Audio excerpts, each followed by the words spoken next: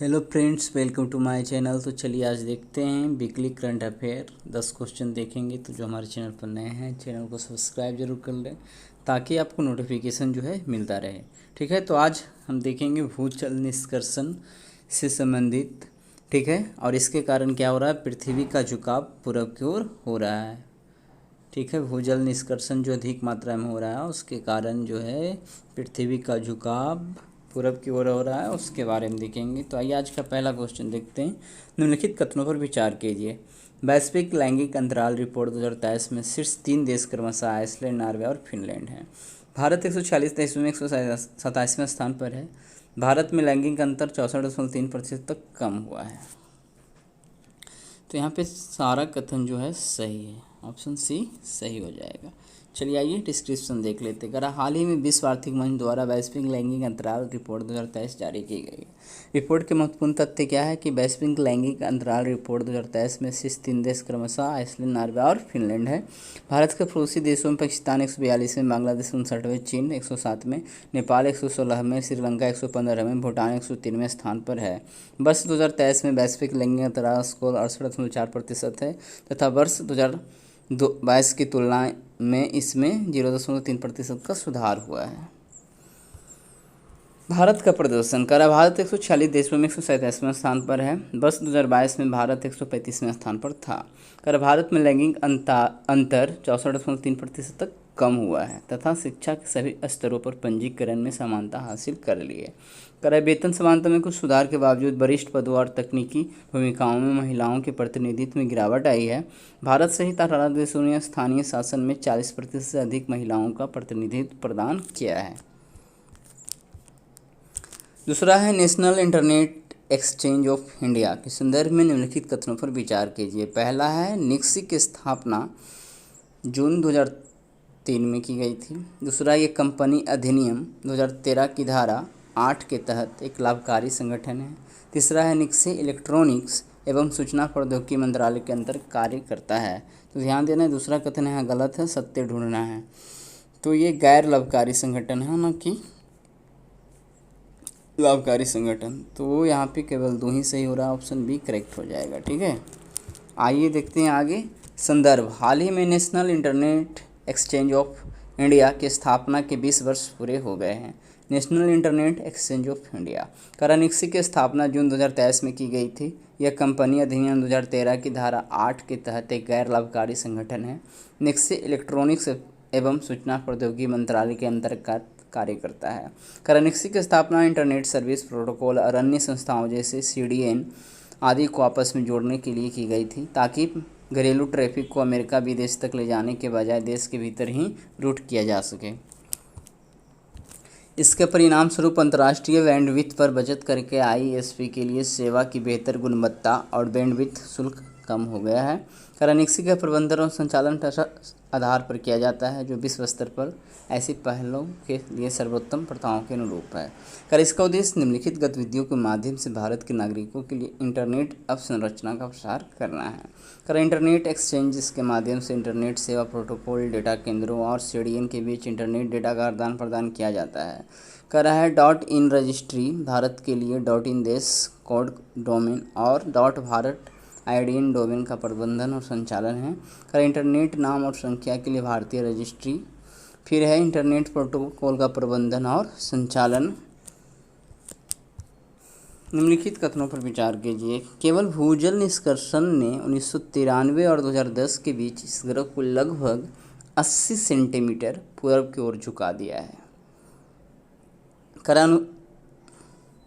इसके अनुसार, ठीक है, 1993 और 2010 के बीच लोगों ने 2150 गीगाटन भूजल निष्कर्षण किया, जिसके कारण समुद्र के जल स्तर में 6 मिलीमीटर मतलब कि 0.24 इंच से अधिक की कमी हुई है। तो ध्यान देना है कि भूजल निष्कर्षण के कारण समुद्र जल की कमी नहीं होती है, वृद्धि होती है, इसलिए 2 कथन गलत है। ठीक है, और सत्य ढूंढना है। आगे देखते हैं। पिछले 50 वर्षों में मानव ने एक्वीफायर से 18 मिलियन टन पानी बिना पुनर्भरण से निकाला है। तो ये 3 और 1 तो सही है, लेकिन जब समुद्र जल का भूमि जल का जब निष्कर्षण होता है तो समुद्र जल का स्तर बढ़ेगा, ठीक है, क्योंकि पुनः भरण में टाइम लगता है और उससे पहले पानी कहाँ पहुँच जाता है, समुद्र में पहुँचता है, जिसके कारण समुद्र जल का स्तर बढ़ता है यदि भूजल भूमि का जल अधिक निकाला जाता हो तो इस प्रकार से यहाँ पे 20 सिर्फ सही होगा, ठीक है। आगे देखते हैं चर्चा में क्यों। कर जियोफिजिकल रिसर्च लेटर्स में प्रकाशित एक नए अध्ययन के अनुसार मनुष्य द्वारा किए जा रहे भूजल निष्कर्षण ने पृथ्वी की घूर्णन गति को प्रभावित किया है। अध्ययन के निष्कर्ष। कार्य केवल भूजल निष्कर्षण ने 1993 और 2010 के बीच इस ग्रह को लगभग 80 सेंटीमीटर पूर्व की ओर झुका दिया है।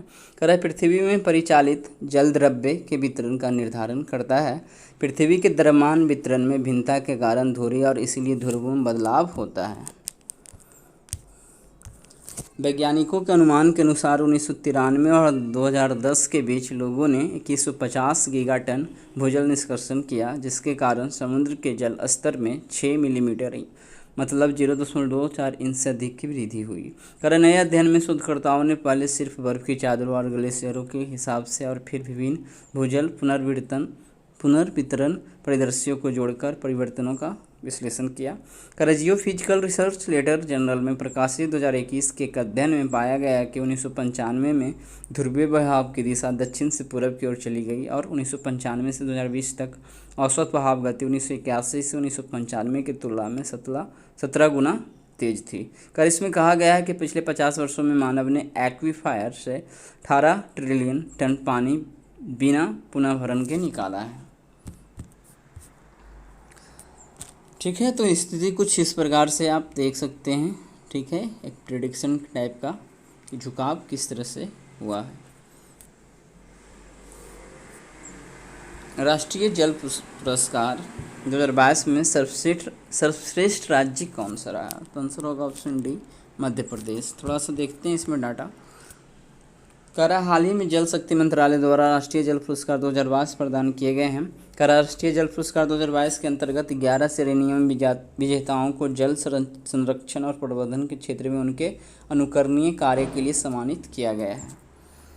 देख सकते हैं सर्वश्रेष्ठ राज्य मध्य प्रदेश है, सर्वश्रेष्ठ जिला गंजम ओडिशा, सर्वश्रेष्ठ ग्राम पंचायत क्या पढ़ सकते हैं जगन्नाथपुरम ग्राम पंचायत भद्रादी कोठागुडेम जिला तेलंगाना।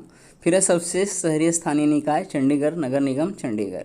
सर्वश्रेष्ठ media advance water digest private limited Gurugram Haryana. सर्वश्रेष्ठ school जमीयतपुरा primary school Mehsana Gujarat. कराया कैंपस उपयोग के लिए सर्वश्रेष्ठ संस्थान श्री माता वैष्णो देवी श्राइन बोर्ड रियासी जम्मू कश्मीर। सर्वश्रेष्ठ स्वयं सहायता समूह NGO और अपर्ण सेवा संस्थान उदयपुर राजस्थान।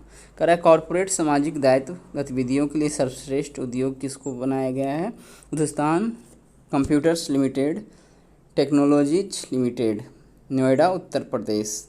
करा सर्वश्रेष्ठ जल उपयोगकर्ता संघ जो है संजीवनी प्याट सहकारी मंडली लिमिटेड नर्मदा गुजरात। और कुछ दिन पहले सर्वश्रेष्ठ उद्योग ब्रौनी ताप विद्युत केंद्र बेगूसराय बिहार। आइए देखते हैं अगला क्वेश्चन। करा समान नागरिक संहिता के संदर्भ में निम्नलिखित कथनों पर विचार कीजिए। 23वें विधि आयोग ने समान नागरिक संहिता पर सार्वजनिक और धार्मिक संगठनों सहित विभिन्न हितधारकों से अपने अपने सुझाव साझा करने को कहा है। गोवा भारत का एकमात्र ऐसा राज्य है जहां समान नागरिक संहिता लागू है। तीसरा है संविधान के अनुच्छेद 46 के अनुसार राज्य भारत के समस्त नागरिकों के लिए एक समान नागरिक संहिता लागू करने का प्रयास करेगा। तो यहाँ पे विधि आयोग 22वें की बात होगा और यहाँ पे जो है 44वें में बात किया गया है समान नागरिक संहिता की, ठीक है। तो दूसरा तो सही है, तो यहाँ तो 2 गलती हो गया और सत्य कथन ढूंढना था, सत्य कितने हैं तो केवल एक ही रह गया, इसलिए आंसर ऑप्शन ए हो जाएगा। आइए आगे देखते हैं। हाल ही में 22वें विधि आयोग ने समान नागरिक संहिता पर सार्वजनिक और धार्मिक संगठनों सहित विभिन्न हितधारकों से अपने अपने सुझाव साझा करने को कहा है। समान नागरिक संहिता का अर्थ पूरे देश के लिए एक समान कानून से है जो सभी धार्मिक समुदायों पर उनके व्यक्तिगत मामलों जैसे विवाह तलाक विरासत गोद लेने आदि पर लागू होगा। गोवा भारत का एकमात्र ऐसा राज्य है जहाँ समान नागरिक संहिता लागू है। संवैधानिक प्रावधान क्या है? संविधान के अनुच्छेद 44 के अनुसार राज्य भारत के समस्त नागरिकों के लिए एक समान नागरिक संहिता लागू करने का प्रयास करेगा। अनुच्छेद 44 भारतीय संविधान के अंतर्गत राज्य के नीति निर्देशक तत्वों से एक है। अनुच्छेद 37 में परिभाषित है कि राज्य के नीति निर्देशक तत्व संबंधी प्रावधानों को किसी भी न्यायालय द्वारा परिवर्तित नहीं किया जा सकता है, लेकिन इसमें निहित सिद्धांत शासन व्यवस्था में मौलिक प्रकृति के होंगे। देश में लागू विभिन्न पर्सनल लॉ। करा हिंदू विवाह अधिनियम 1955 हिंदू, बौद्धों, जैनियों और सिखों पर लागू। पारसी विवाह और तलाक अधिनियम 1936 जो है ये पारसियों से संबंधित मामलों पर लागू। भारतीय ईसाई विवाह अधिनियम 1872 ईसाइयों से संबंधित मामलों पर लागू। मुस्लिम पर्सनल लॉ या शरीयत आवेदन अधिनियम 1937 जो है मुसलमानों से संबंधित मामलों पर लागू होता है। GOI UNSDCF 2023-27 कितने रणनीतिक स्तंभों पर बनाया गया है? तो ये 4 देखेंगे उसको। चर्चा में क्यों? हाल ही में नीति आयोग और भारत में संयुक्त राष्ट्र ने भारत सरकार संयुक्त राष्ट्र सतत विकास सहयोग रूपरेखा GOI UNSDRF 2023-27 पर हस्ताक्षर किए हैं। UNSDCF 2023-27 आखिर है क्या? तो संयुक्त राष्ट्र महासभा का प्रस्ताव AIRS 72/279 देश के स्तर पर संयुक्त राष्ट्र विकास प्रणाली के लिए प्रमुख योजना और कार्यान्वयन साधन के रूप में संयुक्त राष्ट्र सतत विकास सहयोग ढांचे को निर्दिष्ट करता है। GOI UNSDCF 2023-27 सतत विकास लक्ष्यों की प्राप्ति, लैंगिक समानता, युवा सशक्तिकरण और मानवाधिकारों को बढ़ावा देने के लिए विकास की राष्ट्रीय कल्पना के अनुरूप भारत सरकार को संयुक्त राष्ट्र विकास प्रणाली के सामूहिक पेशकश का प्रतिनिधित्व करता है। करा देश में काम कर रही संयुक्त राष्ट्र संस्थाओं की कार्यक्रम प्राथमिकताएं GOI UNSDCF से दी गई है। करा GOI UNSDCF 2023 से 2027 4 रणनीतिक स्तंभों पर बनाया गया है, जो 2030 के एजेंडा क्या क्या है? लोग, पहला पीपल, समृद्धि प्रॉस्पेरिटी, तीसरा है पृथ्वी प्लेनेट और चौथा है भागीदार यानी पार्टिसिपेशन से लिए गए हैं। ये 4 स्तंभ है। अगर आपस में जुड़े 4 स्तंभों में 6 परिणाम क्षेत्र हैं, जो स्वास्थ्य है, स्वस्थ जीवन, पोषण और खाद्य सुरक्षा, गुणवत्तापूर्ण शिक्षा, आर्थिक विकास और उचित कार्य, पर्यावरण, जलवायु, बॉस और लचीलापन और लोगों, समुदायों और संस्थानों को सशक्त बनाने पर ध्यान केंद्रित करते हैं। यादगिरी गुट्टा मंदिर के संदर्भ में निम्नलिखित कथनों पर विचार कीजिए। करा तेलंगाना के नलगोंडा जिले में यादगिरी पहाड़ी पर स्थित यादगिरी गुट्टा मंदिर भगवान विष्णु के अवतार नरसिम्हा स्वामी को समर्पित है। इस मंदिर में विष्णु भगवान के 5 रूपों श्री ज्वाला नरसिंह, श्री योगानंद, श्री गंधभेरुंड, श्री उग्र और श्री लक्ष्मी नरसिम्हा की पूजा की जाती है। तीसरा है कि स्कंद पुराण में इस मंदिर की उत्पत्ति का उल्लेख है। इस मंदिर में आराधनम और पूजा पंचरात्र आगम के अनुसार की जाती है। करा उत्कृष्ट धार्मिक संरचना के लिए इस मंदिर को अंतर्राष्ट्रीय ग्रीन एप्पल अवार्ड प्रदान किया गया। चारों कथन यहाँ पे सही है। ठीक है, आगे देखते हैं। तो यही 4 पॉइंट है, इसको पढ़ने की जरूरत नहीं है, आगे चलते हैं। गुजरात ऊर्जा अनुसंधान और प्रबंधन संस्थान के द्वारा बनाए गए पेपर बेस्ड सुपर कैपेसिटर के बारे में निम्नलिखित कथनों पर विचार कीजिए। पहला है समुद्री शैवाल से प्राप्त यह अत्याधुनिक सुपर कैपेसिटर हल्का, बायोडिग्रेडेबल और मात्र 10 सेकंड के अंदर डिवाइस को पूरी तरह से चार्ज करने में सक्षम जैसी उल्लेखनीय विशेषताओं का दावा करता है। करा है गुजरात ऊर्जा अनुसंधान और प्रबंधन संस्थान को ही GERMI शॉर्टकट में बोलते हैं। तो GERMI शोधकर्ताओं द्वारा विकसित पेपर बेस्ड सुपर कैपेसिटर अपनी तरह का सबसे पतला और सबसे हल्का सुपर कैपेसिटर है, इसलिए ऑप्शन सी यहाँ पे करेक्ट हो जाएगा। चर्चा में क्यों? गुजरात ऊर्जा अनुसंधान और प्रबंधन संस्थान के वैज्ञानिकों ने पेपर बेस्ड सुपर कैपेसिटर के विकास के साथ ऊर्जा भंडारण प्रौद्योगिकी में एक अभूतपूर्व सफलता हासिल की है। समुद्री शैवाल से प्राप्त यह अत्याधुनिक सुपर कैपेसिटर हल्का, बायोडिग्रेडेबल और मात्र 10 सेकंड के अंदर डिवाइस को पूरी तरह से चार्ज करने में सक्षम जैसी उल्लेखनीय विशेषताओं का दावा करता है। पेपर बेस्ड सुपर कैपेसिटर परिचय करा है GERMI शोधकर्ता द्वारा विकसित पेपर बेस्ड सुपर कैपेसिटर अपनी तरह का सबसे पतला और सबसे हल्का सुपर कैपेसिटर है। समुद्री शैवाल से प्राप्त सेलुलोज नैनो फाइबर के लाभ से टीम ने सफलतापूर्वक एक एनोडिक पेपर सुपर कैपेसिटर बनाया है जो असाधारण लचीलापन प्रदर्शन और लागत प्रभावशीलता प्रदर्शित करता है। अनुप्रयोग और व्यावसायिक संभावनाएं करा है। इस नवोन बेसी सुपर कैपेसिटर के कई अनुप्रयोग हैं जिनमें electronics, memory backup system, air bag, भारी मशीनरी और इलेक्ट्रिक वाहन शामिल हैं। परिणाम स्वरूप यह उच्च प्रदर्शन ऊर्जा भंडारण समाधान चाहने वाले उद्योगों के लिए एक आकर्षक व्यावसायिक संभावना प्रस्तुत करता है। प्रौद्योगिकी की पर्यावरण अनुकूल प्रकृति इसे निर्माताओं और उपभोक्ताओं दोनों के लिए एक आकर्षक विकल्प बनाती है। समाचारों में रहा सेनगोल किसके शासनकाल से संबंधित है? चोल, चेर, पांड्य, राष्ट्रकूट। तो आंसर होगा ऑप्शन ए चोल। सेनगोल स्वर्ण परत वाला एक राजदंड है जिसे 28 मई 2023 को भारत के नए संसद भवन में प्रधानमंत्री नरेंद्र मोदी ने स्थापित किया। इसका इतिहास चोल साम्राज्य से जुड़ा है। सेनगोल जिसे हस्तांतरित किया जाता है उससे न्यायपूर्ण शासन की अपेक्षा की जाती है। भारत के संदर्भ में खीरसारा, कुडदा भरदली और नदपा स्थल किस संस्कृति से संबंधित है? हड़प्पा संस्कृति, वैदिक संस्कृति, महापाषाणिक संस्कृति, मौर्य कालीन संस्कृति।